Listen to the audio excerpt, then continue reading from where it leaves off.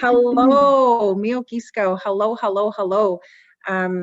We are, this is our fourth and final session with George, right? Yeah. Yes, yeah.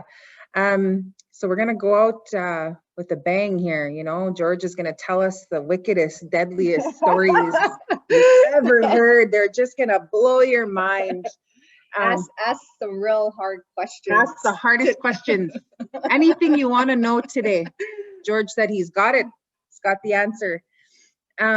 Just a quick reminder, please have your mics muted.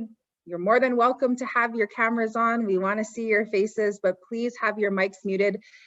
What we are going to do is we've had this discussion about what today would look like, and we're hoping that we can have some Q&A, that we can have some folks ask some questions and have Mr. George Desjarlais answer the best he possibly can if he has something that he can add to the conversation. I know he will.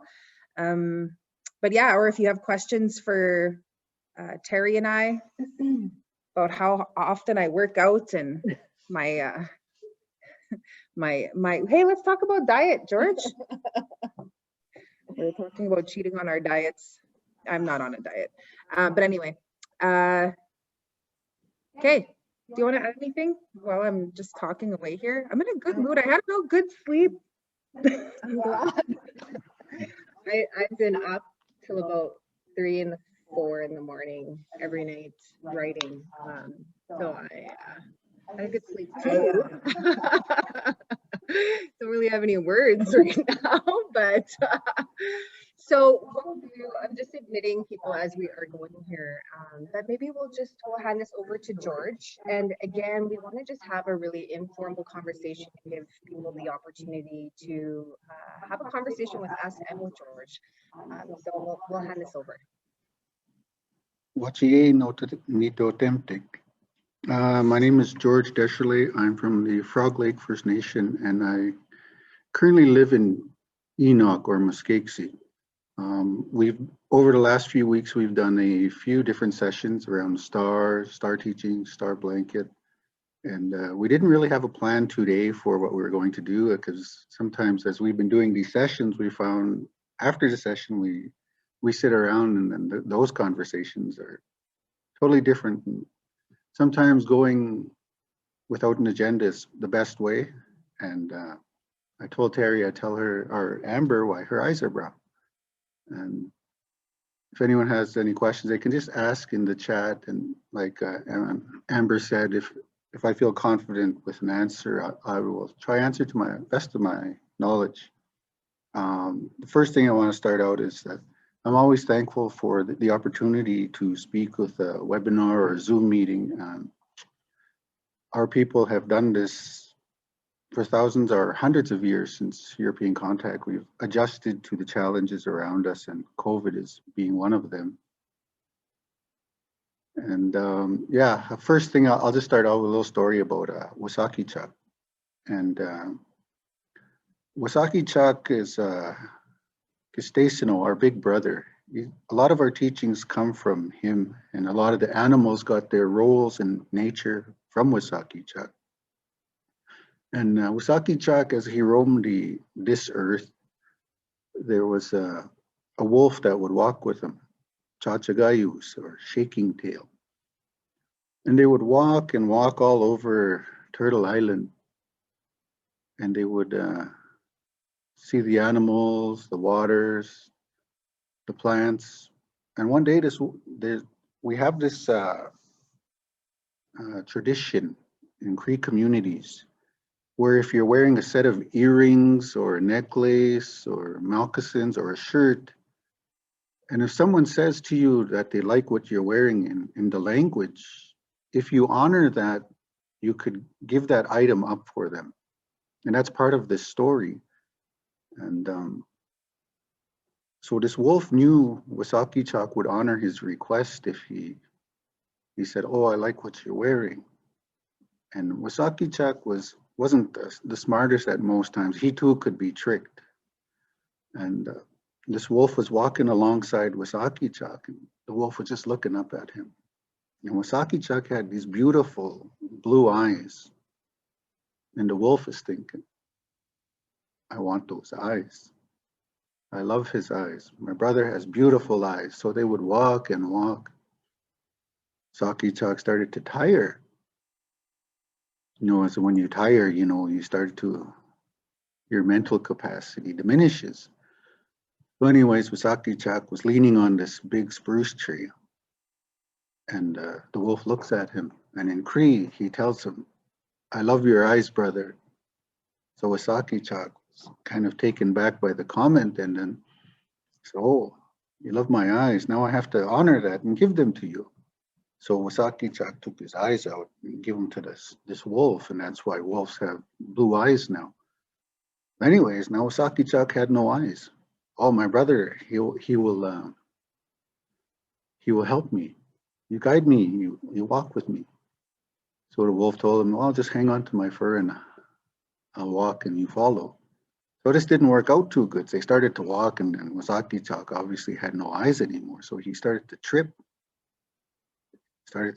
and fall. And this went on for a little while and then he started to get frustrated. And then the wolf said, okay, I'll help you. I'll find something for you. So the wolf started looking around and Wasaki Chak was sitting by this tree. He was upset for falling down and stumbling. So the wolf went to ahead, started sniffing around on the ground, and then he found these two moose turds. And then he found these two moose turds and he said, wow, this is the only thing I can find. So he decided, well, I'll take these to Wasaki Chak. And then he told him, hey, brother, I found something for you to use as eyes. I said, okay, what do you have? So that wolf put those two moose turds in front of Wasaki Chak. He said, okay, they're just right by your hand. Just feel on the ground and then you could pick them up. So Wasaki Chak took these two moose turds and put them in his eye sockets. And then, blinked his eyes a couple times and now he could see. And that's why we have brown eyes now. So anyways, they started to walk again. Okay, I can see now. He blinked a few times and they started to walk again. So as they were walking, he got tripped. And then his eyes fell out. And then he felt around on the ground, found his eyes, put them in, and then he walked again. So they were walking again, and Chachagayu was walking beside him, and Saki Chak tripped again, and again his eyes fell out. Saki Chak just shaking his head. It's got to be a better way to do this. So Wasaki Chak is leaning on the spruce tree and stays. Saki Chak looks around, looks at the wolf, and stays. Yeah, it was the spruce tree calling him, brother, it's me. I'll help you. How can you help me? You're just a tree. Wasaki Chak was already mad because of this tripping and this was not working out with his eyes. He said, you can feel on my body, on my chest, the spruce tree told him. You feel that sap there? Can you see that? Yes, yes. You take that, you put it into your eye sockets. Then you put your eyes in. Your eyes won't fall out. So Wasaki Chak did as he was told. Took those moose turds. After he put the sap in his eyes, he put the moose turds in there. Blinked a few times and then he walked. He went like this, hit himself on the back of the head. His eyes stayed in. Did it again, a little harder this time. Oh, they stayed in. Exa, he was done. So now, every once in a while, you'll see that sap in the corner of your eyes when you're dehydrated. You'll get that gummy eyes, and that's why we have that, is because Wasaki Chak made that deal with the wolf. So that's our first story. Now you know why you have brown eyes as Cree people.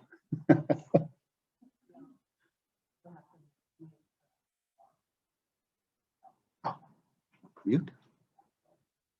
Where's that? Roslyn.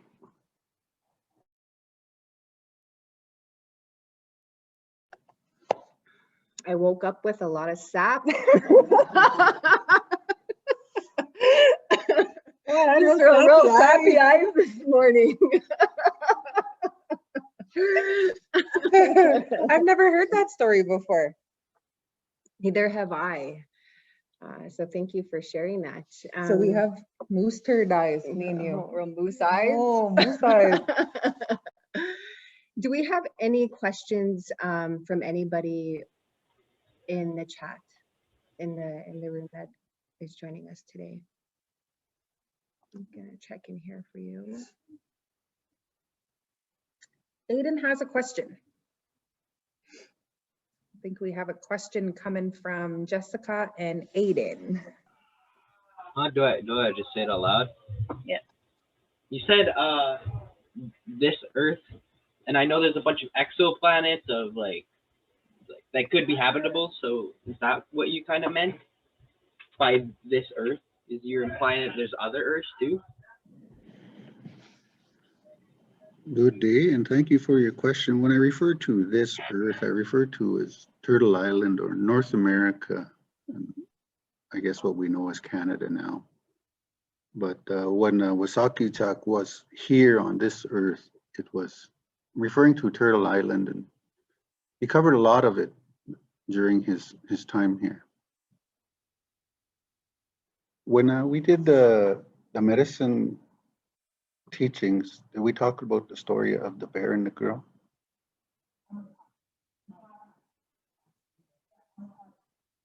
Should we tell them that one? Should we tell them that one? Okay. Can you both introduce yourselves for new participants? Okay, go ahead. You might need to mute your mic. So we're just gonna, we know that we keep admitting some new people into the session. And so we're just gonna, again, Roxanne is asking if we could just introduce ourselves. So my name is Terry Sunjins, and I am from Salt Lake Cree Nation, parents of Joe and Leona Cardinal. I am the Director of Indigenous Initiatives with MacEwan University, currently a student as well with the University of Calgary. My background is in social work, and Amber and I are also the hosts of Two Crees in a Pod podcast. Tanse, ay pigasis ni tigasan kinakomasa kotsinia ni gigwak George Desjarlais. Lyric. My name is Amber, and I am from the Kihiwan Cree Nation here in Treaty 6 territory. My parents are George and Arlene Dion, and I have two daughters, Damaris and Lyric. And I am currently an assistant professor with MacEwan University School of Social Work, and my background is in social work. And I am Terry's other pod. I'm one of the other peas. Peas? Pod. I'm a pod. I'm a pea. In a pod. I'm a pea. I'm the other pea in the pod. And so thank you for reminding us of that, Roxanne. And we're really thankful that we have had the opportunities that we have to host and have people like Mr. George Desjarlais and many others, people like Roxanne Tatusis join us for conversations. And this has been a pretty cool experience thus far. And so thank you for joining us. And yes, George, please do tell that story, because not everyone may have tuned into that episode. Good day, everyone. We're back. Yeah, we were talking on a podcast for Christmas, and we did a podcast, and it was about plants and medicines. And we spoke about the role of the bear within our ceremonies and the importance of it. And we were talking about where plants come from and medicines.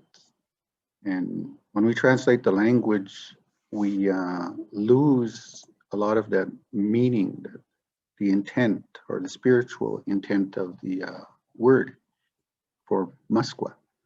You know, as many of us, we use technology and we use our cell phones, and we don't text laughing out loud. We'll text LOL.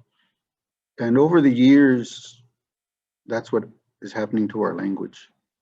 It too is being shortened. And the word Musqua, there's a story that goes with it. And many years ago, there was this family. And this young girl was would see this boy, she thought he was handsome, this handsome young boy. But she only saw him in the summer months, from spring to fall. And as this girl aged, she started to become attracted to this boy. And then in the winter months, she would wait until the spring and the summer and the fall to see him. Eventually, they started to spend time together. This boy's family would come back, the girl would find him, and then they'd spend days on end together. And then the girl told him, all these years I've noticed you're only here in the spring, the summer, and the fall. And she said, I want to be more to you than just a friend. I want to be your partner. I want to be your wife, have our own family. It's okay. So he said, when you meet my family, you might change your mind. You might think different of me. That's why I'd never pursue a relationship, the man said. So this was early in the spring. There was no leaves yet. But you spend the summer with me. You meet my parents. You come to our lodge. Maybe your opinion will change. Maybe it won't. Maybe you will be married someday. So anyways, they started to go to the trees. And he would point at this tree and he would name it. And then he would start to say, Maski gi awa. This is medicine. This is how you use it. So that summer, they spent from spring to summer to the fall. Every plant this young man would share with that girl, Maski gi awa. And this is how you use it. This is what it's made for. They would find sweetgrass, Maski gi awa.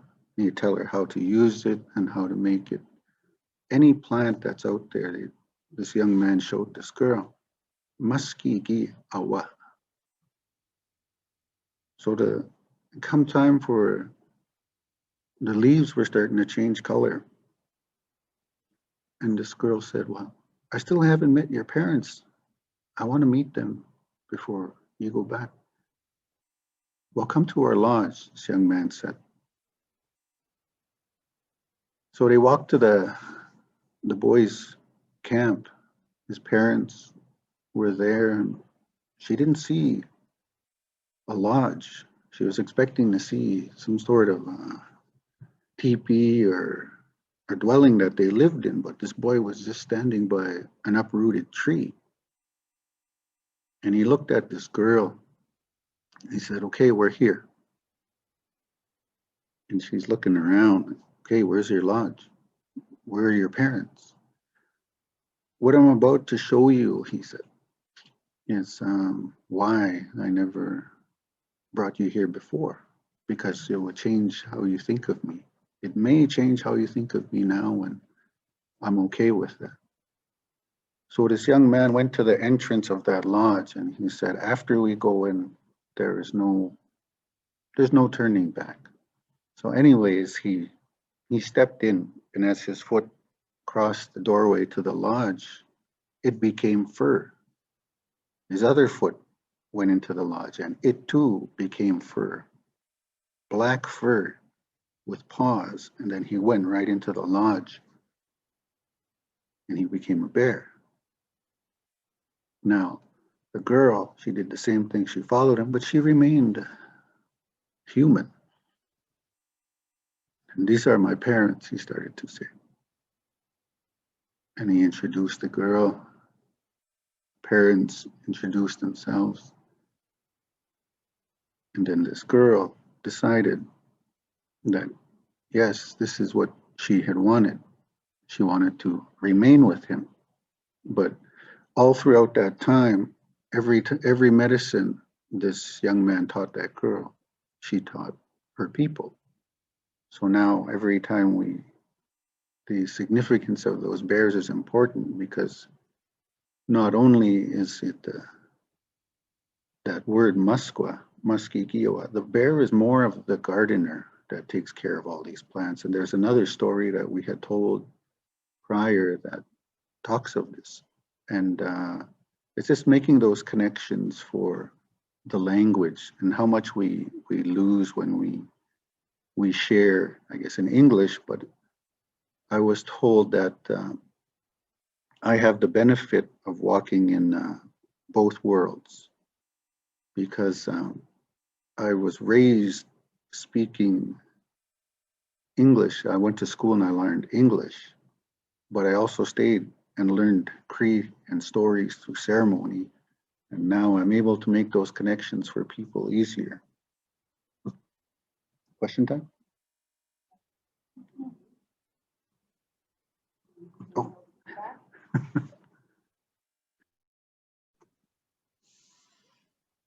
Me and Amber, as we're listening to George, I'm whispering to her, and I was saying that that girl must have been Cree, hey? Real loyal.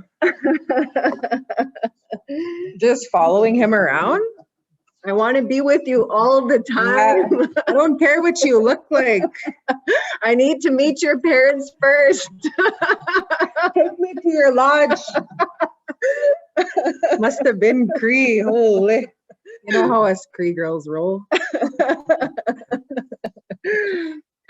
Do we have any questions from any of you for George? Someone said, beautiful story. I love that story. Mm-hmm. I remember when George first told it for our podcast. I remember hearing it, and it was very moving. And I, again, never heard that before. Any stories about Saskatoon berries? Connor wants to know. I have a story about Saskatoon berries.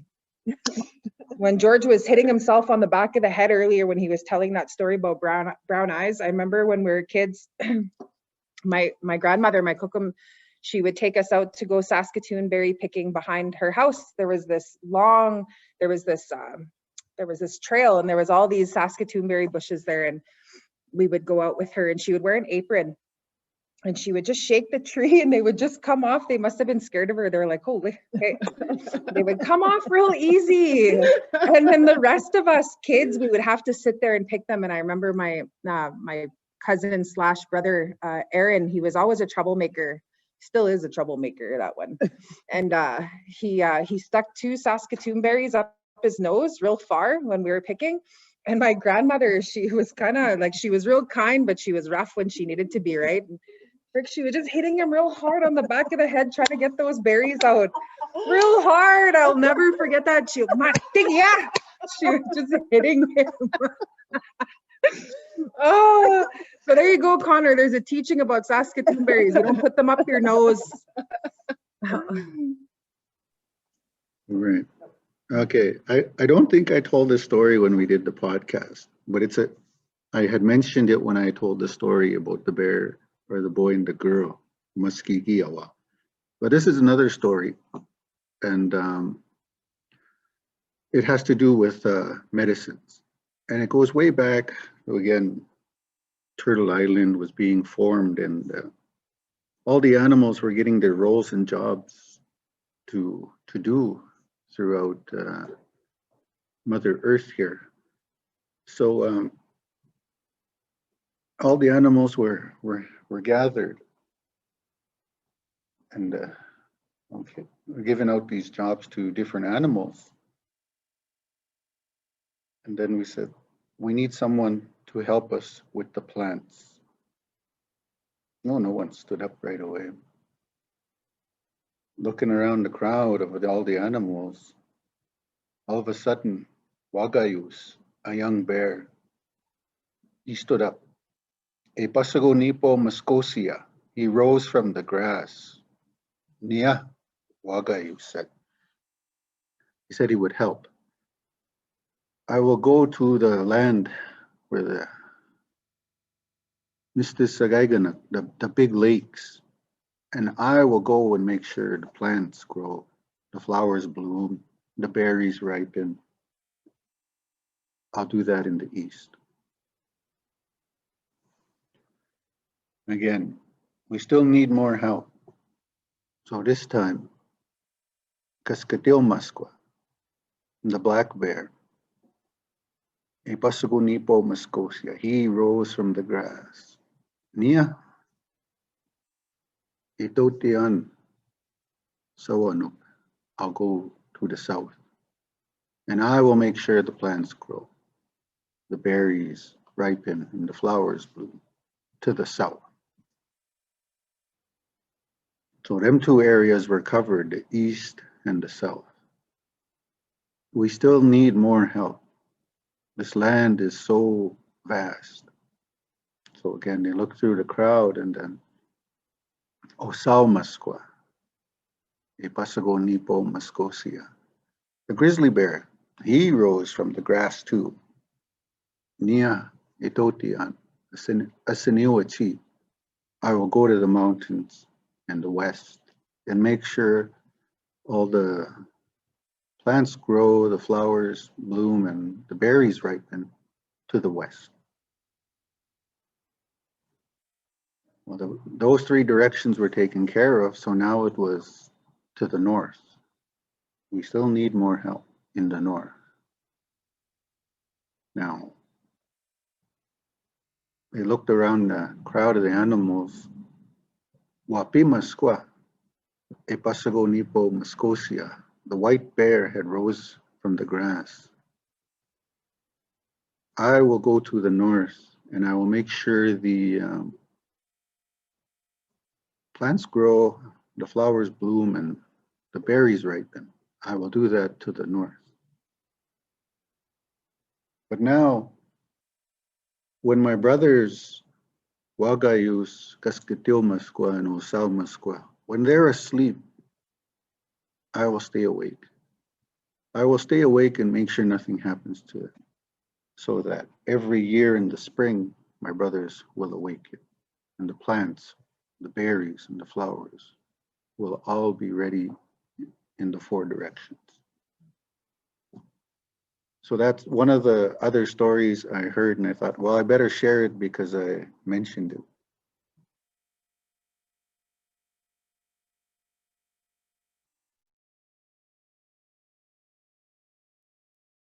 Few comments.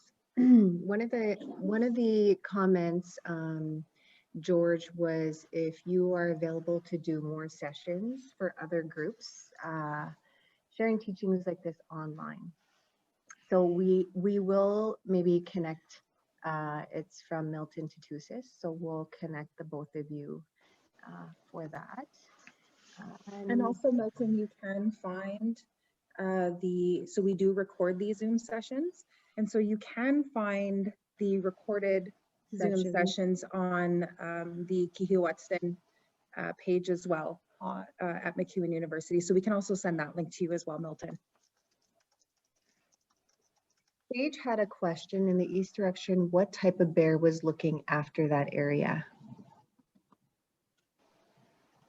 To the east was Wagayus, or like a young bear. That's actually what I'm named after. My Asinio Wagayus is my Cree name. And it's a young bear, and it gets angry easy. A lot of times our names are named after our personality or our behavior. And when I was given this name, that's what I was told. Wagayus is like a crooked tail, but it also had a short temper, but like bears, they're very protective. So, yeah. I'm trying to think of another story to tell. You might have to mute on your end. So what is your name? So if you're the temperament of your name, Amber? Hi, Bigases, or Utsa Bigases, which is a spider. So I'm wicked, boy. Just wicked. Just crawl into any spaces. We live on water in the winter, on top of snow.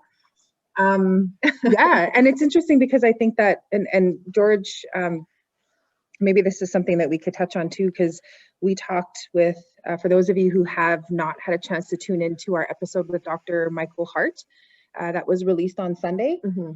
We talked about that. We talked about that quote unquote spiritual disconnection that we will oftentimes refer to, right? Many of us will refer to folks being disconnected from spirit, and Michael challenged that idea in a very gentle way, challenged the idea of, are we ever really fully disconnected from spirit? Can we ever really be fully disconnected from spirit? Yeah. Or is it that we are not connected to our spiritual helper? And whether that be through our name, right? And understanding who our helper is. And so from a very young age, I knew that my helper was that spider grandmother.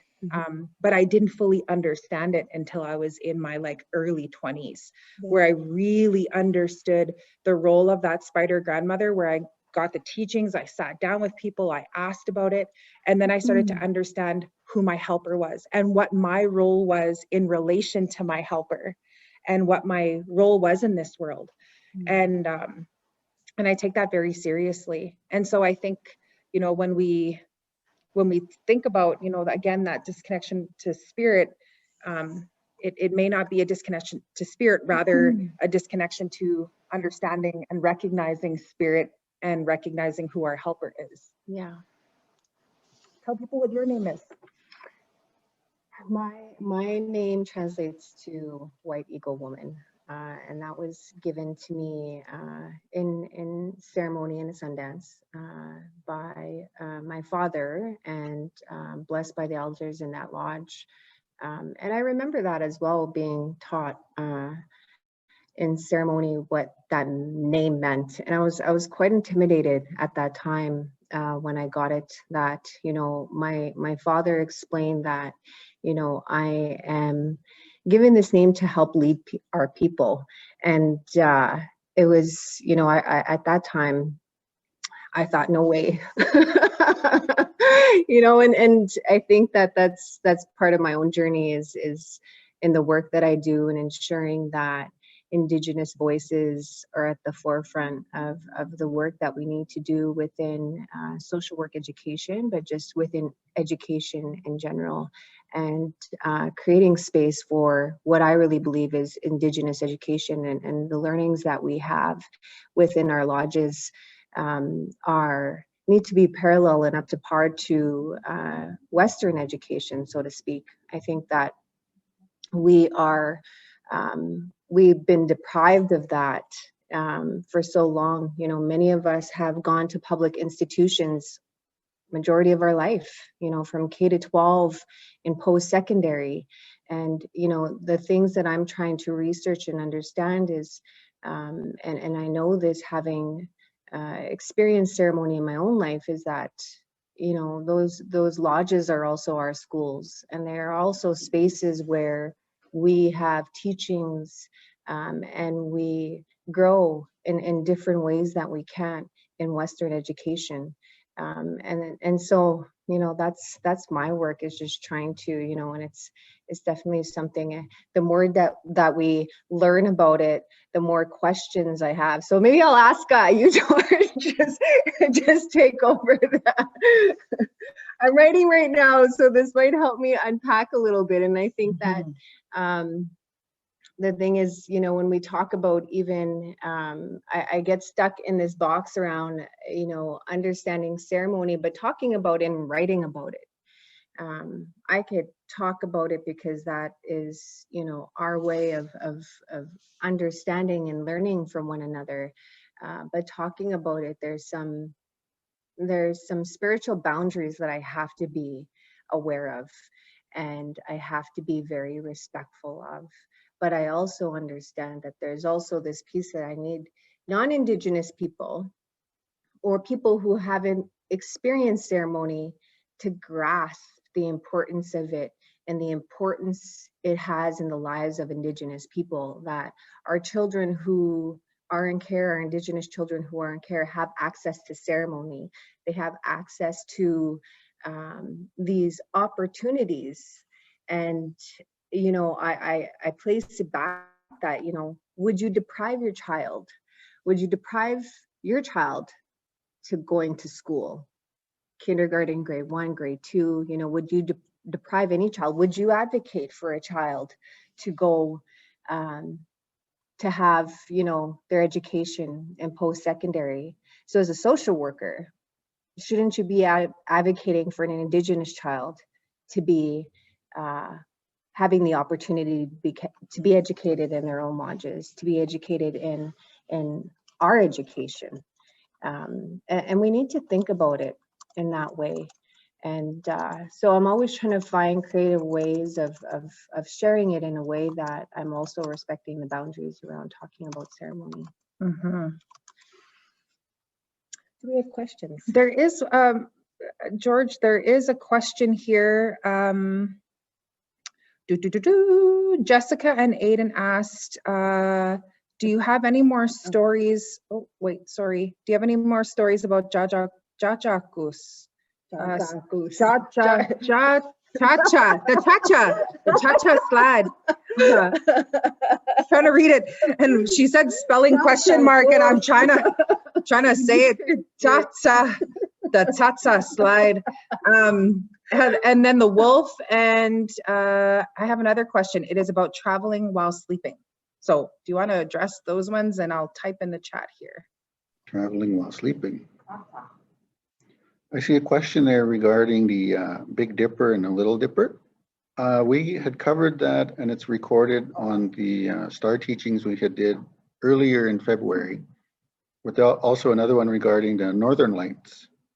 I was always taught Chipayak Namitoak, like Chipayak is spirits that have gone ahead, our ancestors, and that's them dancing. And I don't look at the Northern Lights because I understand them to be our ancestors. But if you pay attention and you can see certain, I guess, colors or shapes they make, you can know that there be sickness or whatnot, much like the same as a sundog. You can see that very similar in the Northern Lights. They also make a sound, and we're taught not to whistle at them because that's how they communicate. And their spirits, our ancestors. And that's as far as I will talk about the Northern Lights. But I do have another story about the rainbow. And it talks to about Wasaki Chak and this village. And the people had already been practicing ceremony, and in the community, Wasaki Chak had come to the elders because there were some people that weren't following the ceremony way, and there was others that were following the ceremony way. And Wasaki Chak had approached the elders of this community. He said, you need to decide what type of people you want to be in the future. Do you want to continue with this ceremony life, or do you want to do something different? Do you want to be prayer people, or do you want to be powerful people? And Wasaki Chak said, in 4 days I will come back before the sun sets for the answer. So Wasaki Chak had left, and it was the elders that gathered. Well, do we want to be prayer people or power people? So they talked about this all day. And at the end of the day, the elders decided, well, we want to be prayer people. It gets hard at times, but if we follow and believe, we'll get what we need. The second day, the men were to decide what they wanted to be, prayer people or powerful people. So the men had all gathered, and they debated all day. if we're powerful, we will never want. We will never be hungry. We'll always have what we need. We'll never lose in battle. So they chose power. The men chose power, and the elders had chosen prayer. Now it went to the woman on the third day. The woman had gathered, and they too discussed, well, do we want to be prayer people? Do we want to be powerful people? There was women that had said, well, let's continue being prayer people. But the wives of the warriors were, wow, my husband, they want to be powerful people. So they decided, they couldn't decide. It was a tie, 50-50. So on the fourth day, the sun rose, and then the elders had called the kids. All you kids, you go play over there, and this is what you're going to decide. You're going to decide if you want to be prayer people or powerful people when you grow up. So we sent the kids off, but you must come back before the sun sets. So the kids, they all went. They were playing. They were playing all day. Then the sun started to go down, and then one of the kids said, well, we need to get back before the sun sets. The kids had arrived back at the village, and then you could see Wasaki Chap walking toward the village before the sunset, just as he said. So the elders looked to the kids for the answer. And then Wasaki Chak had walked up and said, well, have you made a decision? Have you decided what your communities will look like in the future? How do you want it to be? Do you want to be prayer people or powerful people? So the elders said, well, we decided on prayer. The men, they want to be powerful. The women, some want to be prayer people and some want to be powerful people. So whatever the kids decide is how it will be in the future. And then the kids were asked to speak, but they were playing all day. They didn't discuss nothing. Whatever answer those kids give you is what they're going to be. And Wasaki Chak said, so what will you decide? Will you be prayer people or powerful people?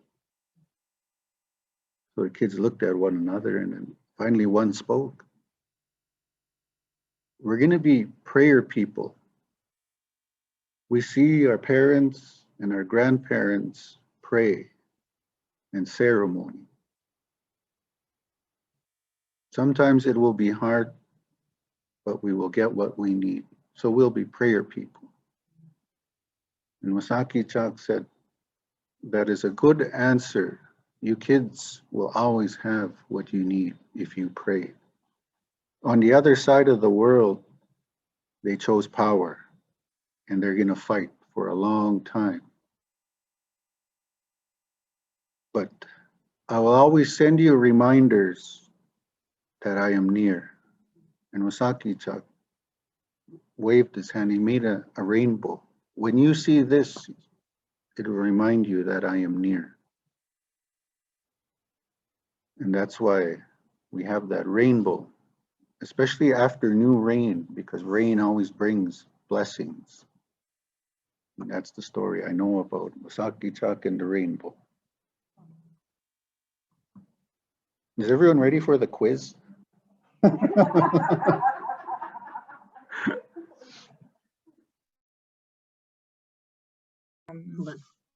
ahead.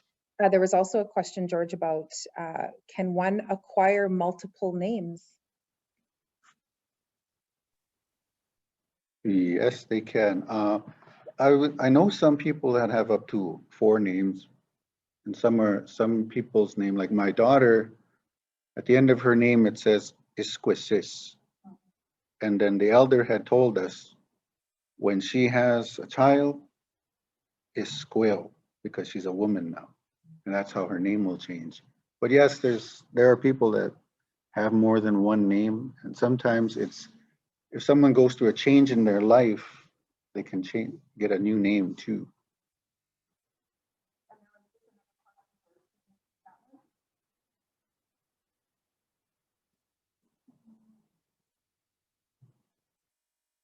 Okay. Oh, okay. From Kim?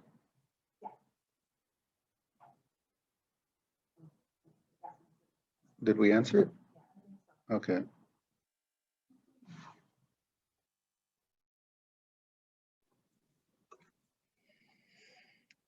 Yeah.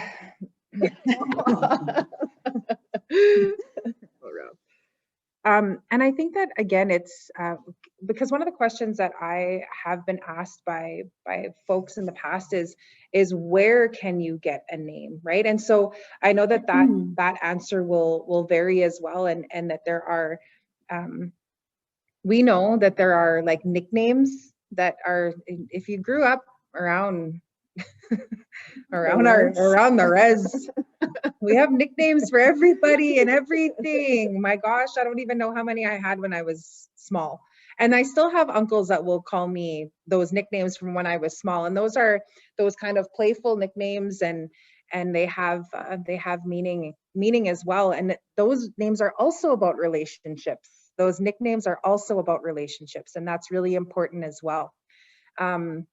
And so oftentimes we'll have many names, right? We'll have those playful nicknames or those nicknames that carry are in our families. I've like grown up with people and I didn't even know what their real name was, because all we ever called them was their nickname, right? And then when they introduce themselves in their other name, you're like, what? That's your name? And so there's those. And then there's also those names that we can be gifted, you know, and they carry that spirit or that connection to our helper. And from my understanding, from what I've been told about names, is that you can acquire multiple names throughout your life. And like George said, I think a lot of it has to do with those different developmental stages as well, those Turtle Lodge teachings that we have, where when, for example, when a woman gets her moon time, you know, when a young lady gets her moon time, she might be gifted with another name at that time, for example. And so some people have one name, some people have many names, and then don't forget those nicknames as well, because those are also fun as well. And I think one of the things that I've recognized, you know, in the research that I've done, and my research has been strictly with elders and knowledge keepers, so those who are pipe carriers and carry those lodges within our communities and within their own families.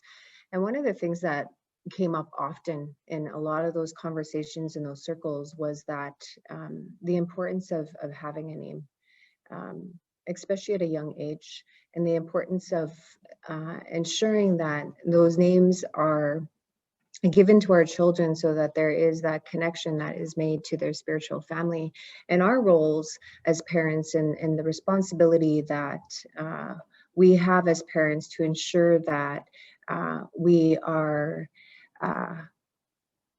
creating the opportunity to introduce our children to their spiritual families in that sense. You know, when we introduce ourselves, you know, and our auntie Leona Makokas always told us, you know, introduce yourselves in language, you know, because you are making that connection. You're making that connection to your ancestors to guide you in whatever you're going to say or the work that you are going to do. And I just want to share that because I know that through that research and working with some amazing people, that was always a conversation that came up, was going back to the importance of our names, our spiritual names. And, you know, my father would tell me, you know, when we go to the spirit world, you know, that's the name that the Creator will be greeting us by, is that spiritual name, and not, you know, our English name, not your res name. Maybe they'll recognize me as Amber Pamper. You never know. As Cheeks. Hey, oh, look at Cheeks. She's here. You don't want to know Maya. Oh, I do. Oh, what do? I'm going to share T-Bone in the house. T-Bone in the house. I had a conversation this morning, and George, maybe you can finish off with this. I had a conversation this morning with someone, and I thought when I was having a conversation with this person this morning, they called and they were asking a question, and we were talking about the scarves, the grandmother scarves, or the scarves that we have now that we call grandmother scarves. But it reminded me, the conversation reminded me of my grandmother, and how my grandmother always wore splashes of color. She always wore a splash of color, or she would always wear her floral dresses. And my grandmother always dressed up, even if she wasn't going anywhere that day. She would always get dressed up. She'd get up early in the morning. She would do her hair, or she'd have us do her hair. She'd put on a dress. She'd put on what are these called? Cardigan. And she'd get her hair all done. And she'd wear something sparkly or something colorful every day. You know, even if it wasn't a going to town day, she still would dress up.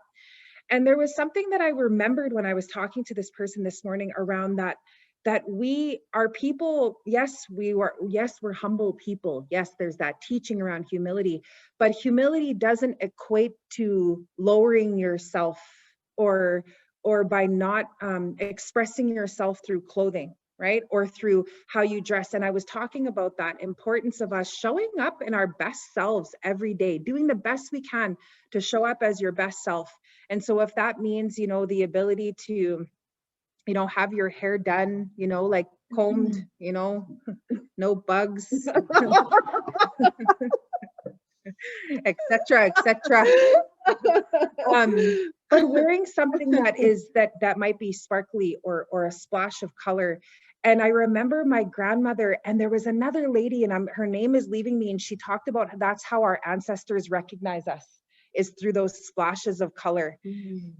And I thought about her this morning. I thought about my grandmother and about how she would always do that. And she was the most humble, kind woman you'd ever meet. She was gifted a fur jacket once, and she was like, I'm not wearing that, because she was so humble, but yet always had this, again, this splash of color, something shiny that she wore. A brooch, you know, those brooches that the shiny ones. I don't know, George, is there something that you want to add to that? That I was thinking about her, but I didn't have all the answers this morning.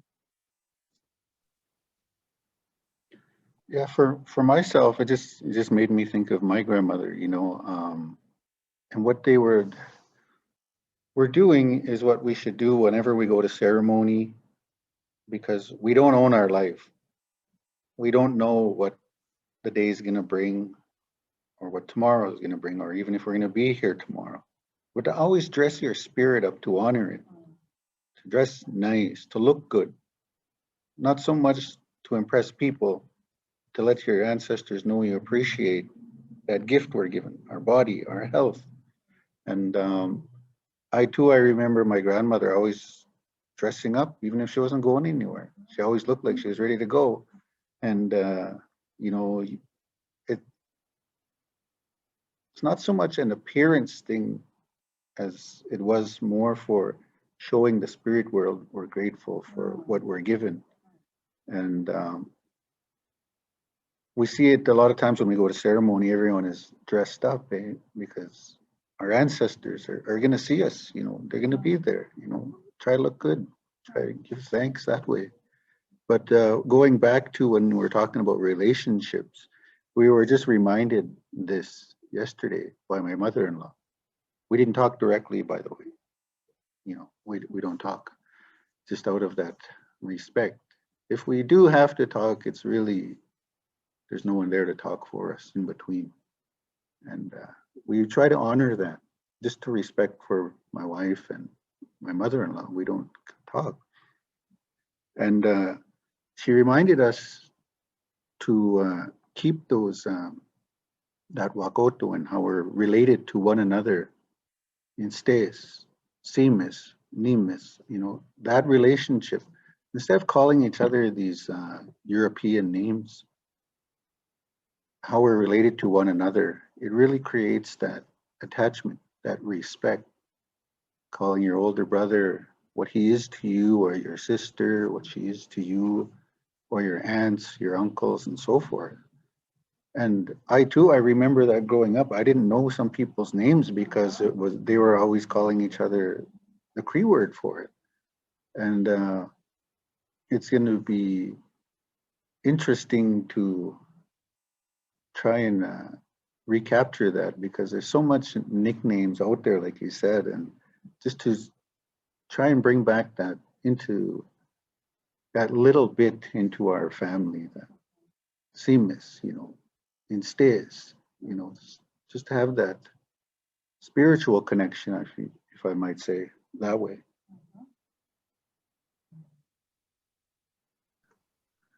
We have one last question here, George, and maybe that's how we'll finish off our session.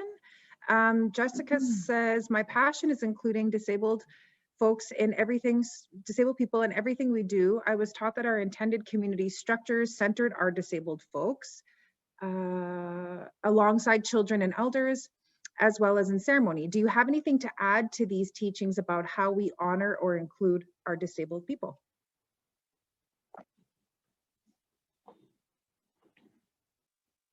There's no word for disabled in our language.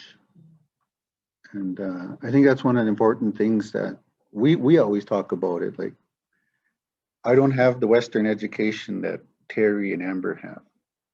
And they don't have the stories I tell. Sometimes they don't hear them until I say them. And we both work in institutions, and it's always a battle to, it seems the Western way is to label everything. This is what this is. Let's put this label on it. I've been known as many different things as I've grown up. Aboriginal, Indigenous, First Nation, what else? Indian, status, C31, all kinds of things. But I never introduced myself that way. I'm from Frog Lake. Or I introduce myself, my parents first, or my grandparents first. All those labels, we don't use those. And there's a school here in Edmonton, it's called Rosecrest. It's a long-term care facility for disabled children. Most of these kids are quadriplegic or paraplegic. Some are nonverbal. And we would go there and sing for them pre-COVID. And when these kids, they heard that drum, you could see it in their eyes. This one girl, when she's happy, how she laughs is to blink her eyes real fast. So what we had did is, they heard the drum and the workers would say how excited they were, how some of these kids don't even move, but when they heard and felt that drum, they would be moving. Their eyelids or their fingers would move. So what we had did is we had organized some dancers to come. We took a drum, we sang some songs, and we had all these dancers perform. But what happened was those kids taught our dancers and us singers more than we taught them that day. Just a lesson in, I guess, humility and gratitude, because we were able to walk out of there. But all those dancers that had danced for us that day had mentioned that, they were thankful because those kids, they had to stay. And we were able to walk. We were able to feel and leave. And I think sometimes we get too caught up in these labels and mindsets that we just forget to treat people as people, no matter what they are. Addictions, jail. If we started to just treat people as people, going back to that Wakoto, when we take care of everyone in the circle and leave no one behind, then I think could be a lot better place.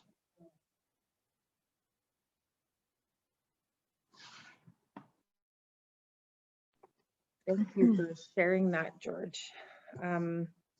It's 12. Yeah. 12:02. It's time to at some point here. Yeah. So This is our, at this point, the end of the series with George. Again, we do have all of the sessions recorded. We will have this one posted up on our Kiowatsin MacEwan University site.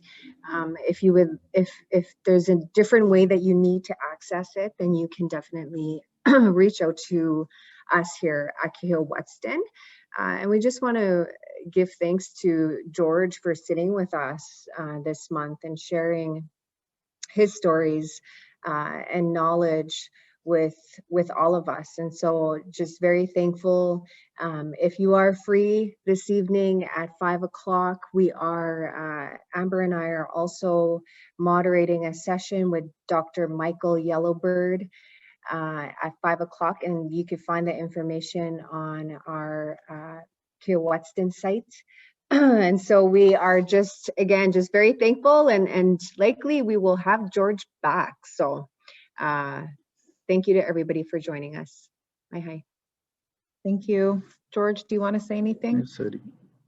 Yes, it's always good to come in and then share, because what I do is keeps that memories fresh. And I just want to thank you both for inviting me, and I enjoy coming out. And I also want to thank Rosalind, who's been here behind the scenes, making sure this goes smooth and that those two don't get out of hand. But yeah, turn the camera. Come say hi, Rosalind. Hello. But yeah, it's always great to share, and hopefully someone picked up something new today or expanded on the knowledge they already had.